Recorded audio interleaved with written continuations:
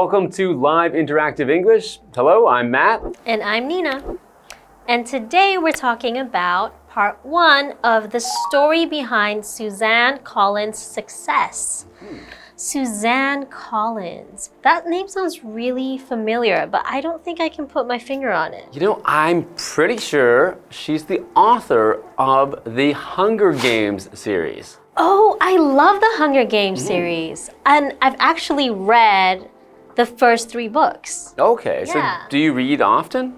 Well, I used to read more novels, but I would definitely say Hunger Games is one of my favorites. Okay, that's Yeah. pretty great. How about you? Well, I used to read quite a bit when I was traveling before we had all the, smartphones and internet everywhere. I used to read a lot on trains and airplanes and everything. And now there's movies everywhere, so I don't read as much. But when I used to read a lot, my favorite book was a book called Shantaram. And it's about an Australian man who escaped from prison in Australia and then went to India and got involved in lots of crazy kind of adventures in India involving crime and lots of dark characters. Okay. And actually maybe one of the reasons that I enjoyed that book so much when I was reading it is that I was reading it while I was traveling in India. Oh, that is very cool. So I had lots of time on trains and buses when I had a chance to read, and I could actually visit many of the places that he talked about in the book. That is very, very cool. Okay, so today we're going to learn a little bit more about Suzanne Collins and how she got her success, right? That's right. All right.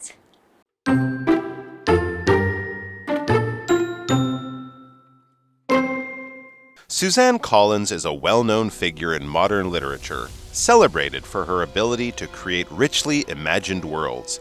Her work, particularly the Hunger Games series, has entertained millions and had a major influence on popular culture. Born on August 10, 1962 in Hartford, Connecticut, Suzanne Collins began her writing career in 1991 as a children's television writer. During this time, she learned a lot about storytelling. Then, in 2003, she published her first young adult novel, Gregor the Overlander. The book was listed as one of the New York Public Library's 100 titles for reading and sharing, and had 4 sequels.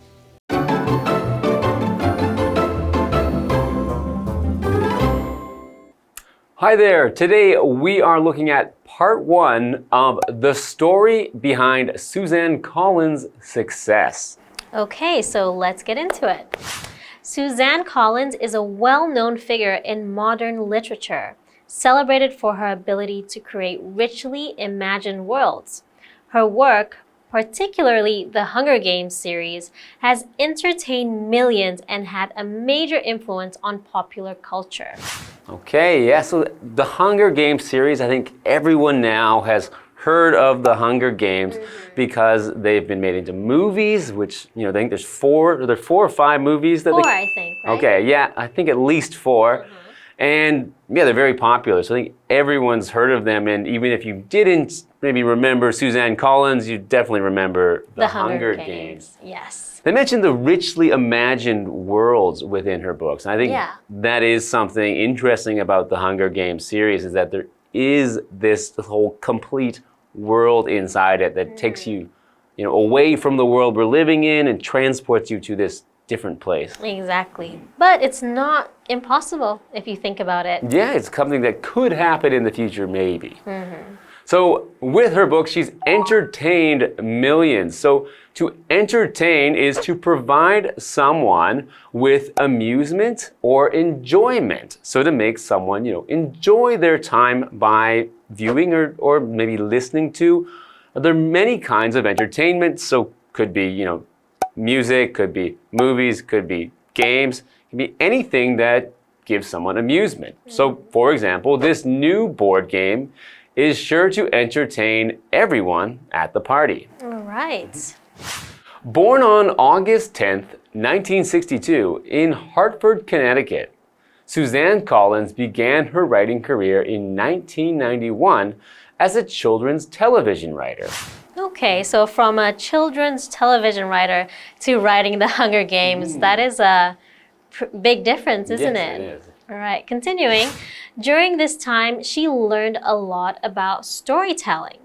Then, in 2003, she published her first young adult novel, Gregor the Overlander.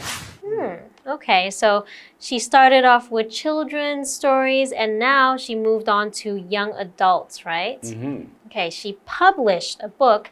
Publish is to make something available for others to read or see, like a book or a blog post. So, for example, Iris will publish her first novel next year. Okay, so Suzanne Collins published her first novel, which was Gregor the Overlander.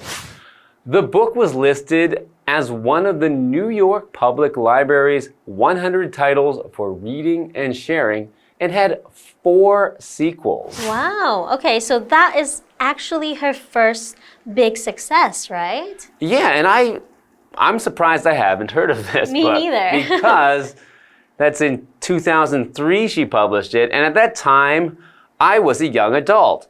So I'm surprised that I am not familiar with Gregor the Overlander because, but I have heard a little bit about it. Okay, well, maybe you were too busy having fun instead of reading. But I recently heard that it's about a boy who falls down the heat vent in his home and then discovers this underground world after he falls into this underground world. Kind of like Alice in Wonderland falling into the rabbit hole. Yeah, and because he's from the land that's above the ground or over, he's the Overlander. Oh, interesting. So in both of her sequels, they actually bring you to a different world, right? In both of these series, yeah, she's creating these new worlds. So you have to, I think that's a lot more difficult than just writing a story that takes place in our world, because you have to come up with everything in it, with like how do they do one thing, or what things do they have that we don't have in our world.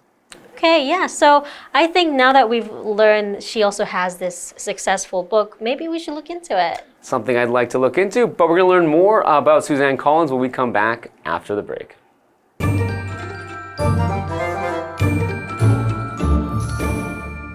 Hello， 大家好，我是 Hanny。苏珊·柯林斯 （Suzanne Collins），她是现代文学中的知名人物。那她的作品，特别是《饥饿游戏》系列，娱乐了数百万人，并且对流行文化产生了重大影响。我们这2天的课文要来看看她成功背后的故事。苏珊·柯林斯是在1962年出生于美国康乃狄克州。那他在1991年担任了儿童电视节目的编剧，开启了写作生涯。那在这段期间，他学到很多说故事的知识。在2003年，他出版了第一部的青少年小说《光明战士》。那这本书被纽约公共图书馆列为100大阅读分享书籍之一。它有4部续集哦。好，单字 entertain 它表示娱乐，使快乐，是个动词。那在后面加上 ment 变成名词 entertainment， 可以指娱乐活动或节目。再看到 publish， 它是动词，表示出版、发表，像是发表作品，还有发行的意思。刚刚 Matt 老师有简单提到《光明战士》这本书的内容。那故事里的主角掉进通风管，进到一个地底世界。那老师这时候有提到 vent vent 就表示通风口、排气口。好，这边一个重点，我们进入文法时间。这边我们来学习 have an influence on 加上名词，这是表达对什么有影响。那么 influence 前面可以加上形容词来修饰，而介系词 on 也可以换成 over 或者是 upon。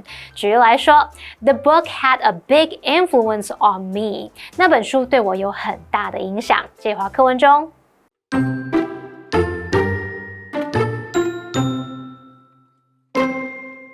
Collins' shift to writing novels marked a major turning point in her career and laid the foundation for her most famous series, The Hunger Games.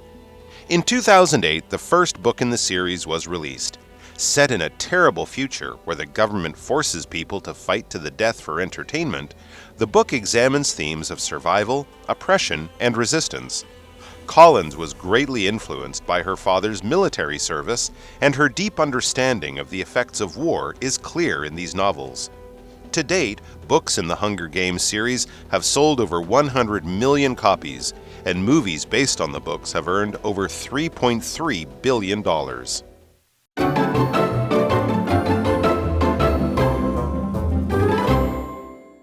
Welcome back, everyone. So before the break, we were learning a little bit about the Hunger Games writer Suzanne Collins and how she started her career. So in 1991, she started off as a children's television writer and then published her first young adult novel called Gregor the Overlander. And that novel became a big success. Yes. So, and that after that first novel, she wrote 4 sequels. Wow. So, let's see how she continues on in her career. Collins' shift to writing novels marked a major turning point in her career and laid the foundation for her most famous series, The Hunger Games. Okay, so she had a shift to writing, and that shift is a shift to writing novels. So a shift is a change in focus or direction, and often a sudden change. So, for example, the wind caused a sudden shift in the boat's direction. And we have the word foundation. It is a noun. It means the base or support upon which something is built or established. So, for example, the inventor's experiments laid the foundation for further scientific progress. So we often use the word laid with a foundation to say when we first made the foundation of something, we'd say we laid the foundation. Kind of like when you lay a foundation when you build a house, Exactly, right? yeah. You need to first do the foundation and then you build the house on top of that. So when they say that Gregor the Overlander laid the foundation for her Hunger Games novels, it means that was, the part that supports the house or supports her future novels.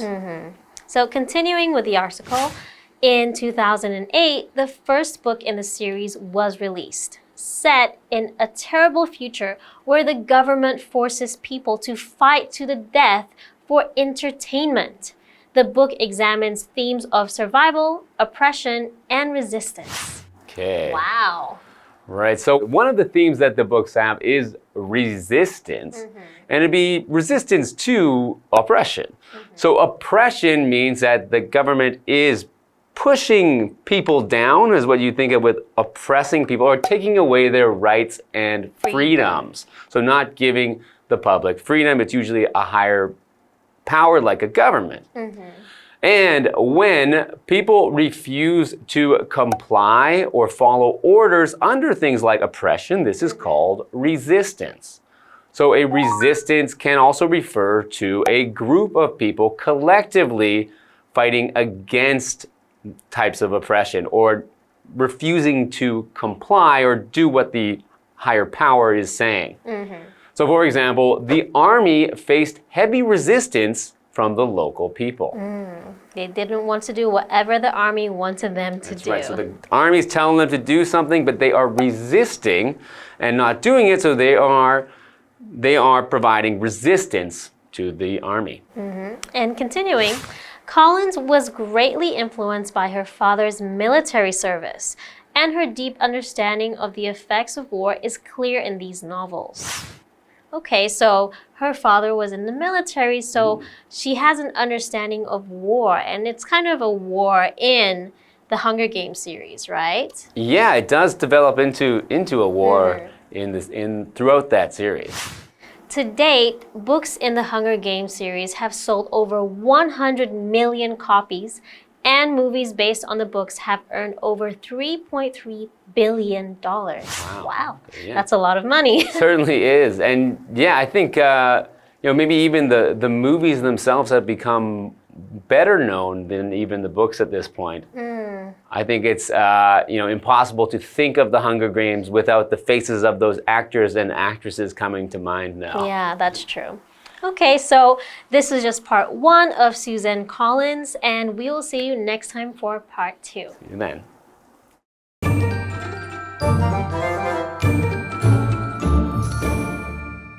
苏珊·柯林斯她转向了小说创作，那就标志着她职业生涯一个重大的转捩点，并且为她最著名的系列《饥饿游戏》奠定了基础。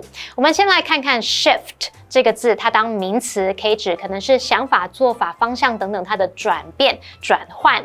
那么 foundation 则是指基础或是根基。当我们说 lay the foundation for 加上名词，就可以表达为什么奠定基础。那注意这边用到动词 lay， 它的三态是 lay, laid, laid。好，课文接着提到说，饥饿游戏系列的第一集是在2008年发行的。那这本书的背景设定在一个政府强迫人们为娱乐奋斗、奋战致死的可怕未来。那探讨了生存啊、压迫还有反抗的主题。到目前为止，饥饿游戏系列已经卖出超过1亿本喽。那根据这些书改编的电影，已经赚了超过33亿美元喽。好，单字 resistance。它表示反抗、抵抗或是阻力，是个名词。那补充单字 oppression， 它表示压迫、压制，它的动词是 oppress， 就表示压迫、压制。Matt 老师在讲到这个集体反抗、压迫、拒绝服从的时候，他用到 collectively， 就是在 collect 后面加上 ive， 再加上 ly 变成副词，表示集体地。老师还用到 comply， comply， comply 表示遵守、服从，像是服从规定啊、命令等等。那这边2个重点，我们进入文法时间。我们来看第一个重点是 mark a 或 an 后面可以加上一个形容词，再来加上 turning point in 再加名词，这是表达对什么标志着什么样的转捩点。那么 mark 在这边呢是做及物动词，表示标志，意味着后面常常会接重要的事件或是时间点。那 turning point 就是转捩点、转机的意思，后面可以接 in 加上名词。举例来说 ，The role marked a turning point in the actor's career。饰演那个角色标志着这位演员的事业转捩点。好，再看到第2个重点是 to date， 它是副词片语，用来表达迄今、到目前为止。那意思就相当于 thus far， 常常会搭配现在完成式来表达从过去持续到现在的动作或是状态，而且可能会持续下去。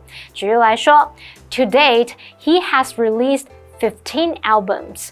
迄今为止，他已经出了15张专辑了。那补充一下 ，up to date 则是表达包含最新资讯的、现代的。那常见的用法会用 bring 或者是 keep， 后面可以接 somebody or something， 然后 up to date 来表达使某人掌握、了解最新的发展或消息，或者是更新什么，使什么与时俱进。举例来说 ，The system needs to be brought up to date。那个系统需要更新。好，那以上这些讲解，同学别走开，马上回来哦。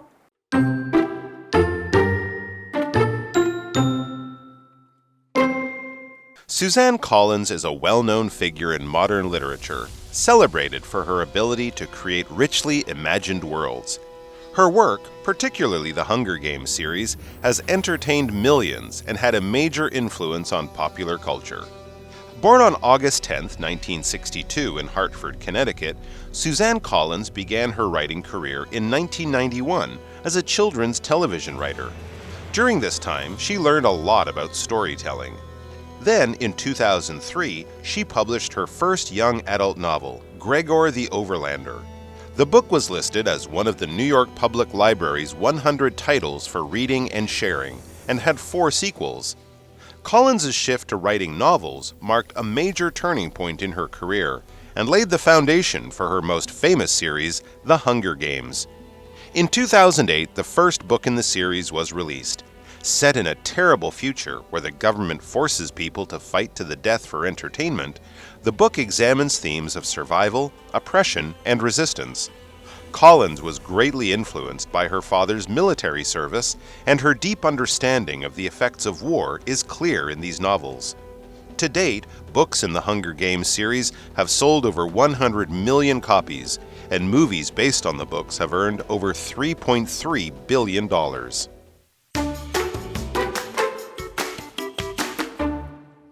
Hey, hey, hey, it's KiWi on the street. I'm Kiki. And I'm Winnie.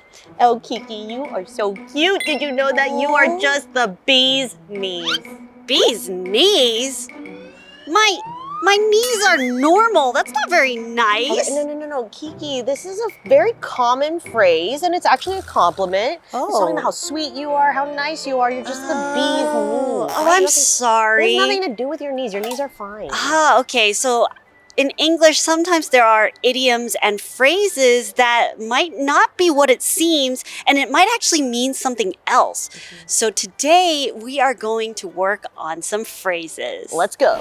Let's work on today's phrases. First one is 焦躁不安. I'm gonna guess the first one. Have ants in one's pants. Okay, which one? Have ants in one's pants. First. The first one. Ants ones. Have ants in one's pants. Have ants in one's pants? Have ants in one's pants. Have ants in one's pants. Have ants in one's pants? Yes, I have ants in my pants. Okay. What about this next phrase? 一朝被蛇咬，10年怕草绳. Once bitten, twice shy. The first one. Once bitten, twice shy sounds more familiar. Twice shy. Twice shy. You sure? Once bitten, twice cry? Once bitten, twice cry. It is actually once bitten, twice shy, okay? So what did we learn today? Let's learn more about the phrases that we heard today. The first one is, have ants in one's pants. Have you ever had ants in your pants? Well, you can imagine how uncomfortable it is to find ants in your pants. You have to get up, move around, jump around, shake it all off, and try to get them out.